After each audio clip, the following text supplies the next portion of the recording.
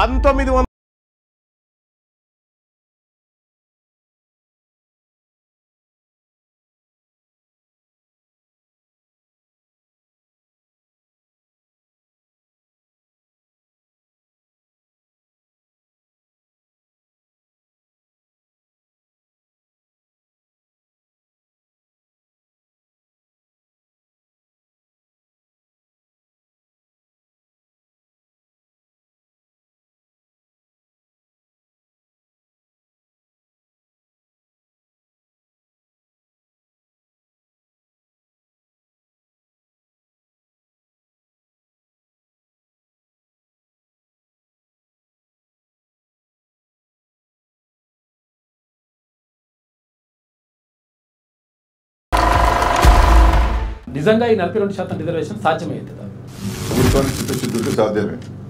రాహుల్ గాంధీ గారు చెప్పిన విధంగా రేవంత్ రెడ్డి గారి ప్రభుత్వం నడుచుకుంటే 100% సాధ్యమే. ఒక రాష్ట్ర ప్రభుత్వానికి అధికారం ఉందా అంటే ఇప్పుడు 50% స్లాబ్ ఉన్నది, దాన్ని దాటి చేసే అవకాశం. నేనేమంటున్నా, సుప్రీంకోర్టు మండల్ కమిషన్ ఏది ఇంద్రాసాని కేసులో 50 దాటిందని చెప్పుకుంటేనే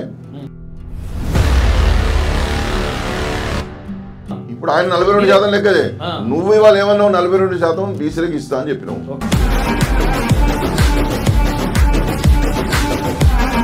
రాహుల్ గాంధీ గారు అనడం భావ్యం కాదు, ఎందుకంటే ఆయనను మనం విమర్శించారు, ఎంతో అంతో కష్టపడుతున్నాడు ఆయన. కానీ ఈయన మాత్రం తప్పుతో పట్టిస్తున్నాడు. దేని రోల్ మోడల్ అండి మీరు? ఎట్లా రోల్ మోడల్ అయితే చెప్పండి మీరు.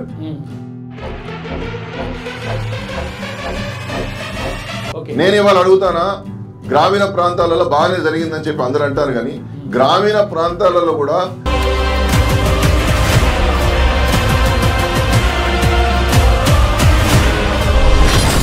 బ్యాంక్ అకౌంట్లు లేకపోతే ఇక్కడ ఆస్తులు భూములు అవసరం. వ్యక్తిగత స్వేచ్ఛకు భంగం కలిగించేది ఏవి కూడా మీరు తీసుకోవద్దు, బయట పెట్టద్దని చెప్పి ఆ జడ్జిమెంట్ చెప్పింది. Right to privacy. ఏరియాల్లో 50% వరకు కూడా జరగలేదని చెప్పేసి అంటున్నారు పబ్లిక్. అంటే అది జరగలేదు. ఈ క్వశ్చనర్లో ఉన్నటువంటి ప్రశ్నలను ఇవన్నీ అడగలేదు, ఎందుకంటే తీసేయమన్నారు. మల్లన్న అడిగిండు, మేధావులు అందరూ అడిగిండు. నువ్వు ఎప్పుడు కూడా సరైనటువంటి పద్ధతిలో పోలేదు. Number 1 mistake. నెంబర్ 2, మీరు అన్నట్టుగా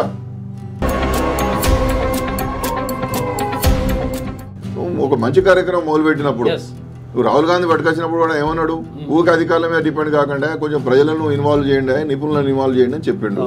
నువ్వు చేసినావు ఎప్పుడన్నా? ఇవాళ గవర్నమెంట్ దయతో ఆలోచించాల్సింది, దారుణమైన పరిస్థితులు రాబోతున్నాయి.